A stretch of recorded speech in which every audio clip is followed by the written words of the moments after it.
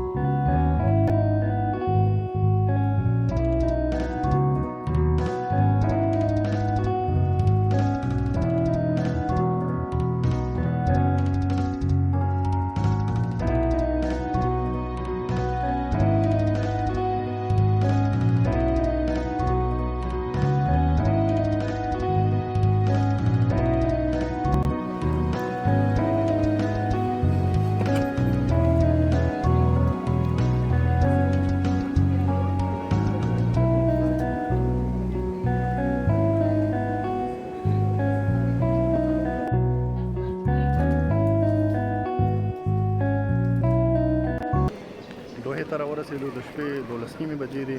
منچستر کې زموږ فلایټ 1 ساعت او 15 دقیقې ناوخته و. زموږ کنیکشن فلایټ کې صرف 45 دقیقې وې، نو هغه فلایټ چې د دې ځای نه دوحې نه جدې ته هغه موږ مس کړ. اوس بله بلا دا ده چې دوی وایي چې سبا فلایټ نشته، سبا ماښام 15 بجې یعنې 18 ساعته باید موږ په دوحه کې په ایرپورټ کې پاتې شو. بهر هم ځل نشو تللی ځکه چې د کووډ ریسټرکشن دي. نو دلته زما پوینټ دا دی چې هغه خلک چې غواړي چې بل ځای ته سفر وکړي په دغې وخت کې کوشش وکړي چې د کنیکشن فلایټ وخت یې کم از کم د 1 ساعت نه زیات وي، نو بیا هغه کولی شي که یو بل ناوخته شي نو بل نیولی شي. هغه چې د ساعت نه کم وي هغه به زموږ غوندې په کیسو باندې اخته وي. اوس کوشش کوو چې لږ څه نه ووهو که چېرته مدینې ته فلایټ پیدا کړو که هغه وخته و او په دې ارزېده چې د 18 ساعتو نه مخکې موږ مدینې ته فلایټ وکړو. بیا د مدینې نه مکې ته لاړ شو چې زه په 1.5 ساعت په ټرین کې ده او تقریبا 4 ساعته په موټر کې.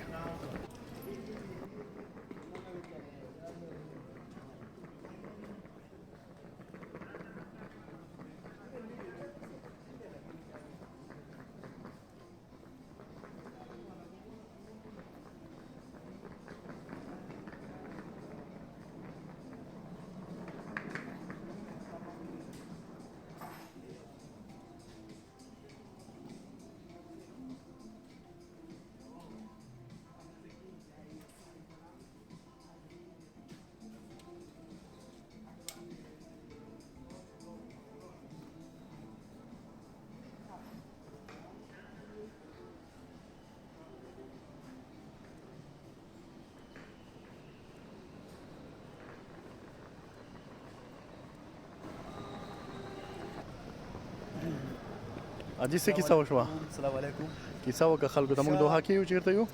موږ اوس د قطر په ایرپورټ کې یو چې د موږ فلایټ د نه دغې ته و جدې ته و چې رالو نو جاز تللی و.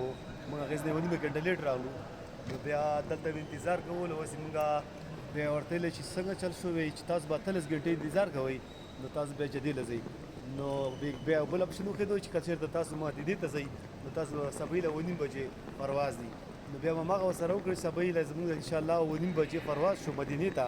د مدینې نه بیا د اخره زیارت میارت به وکړو، بیا وځو له خیره سره مکې ته له خیره سره.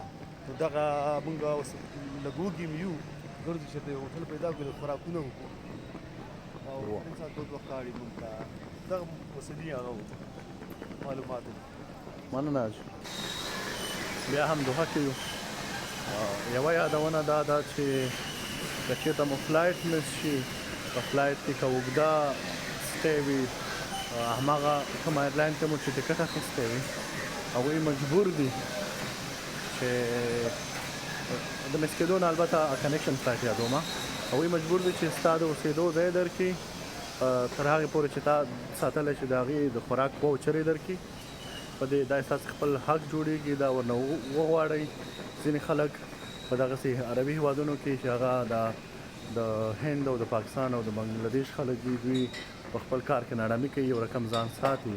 نو ښه ډاډه ورنه دا غوښتلی شئ چې تاسو ته د خوراک واوچر یې درکړي، که بریکفاسټ وي که د هر حالت وي، تاسې تر څو خوراک د دوی په پیسو باندې وکړي، ځکه دا ستونزه دوی جوړه کړې ده. د دوی طیاره یا تللې یا بله ناوخته شوې ده، نو په دې خاطر باندې موږ دلته دوحه کې یو.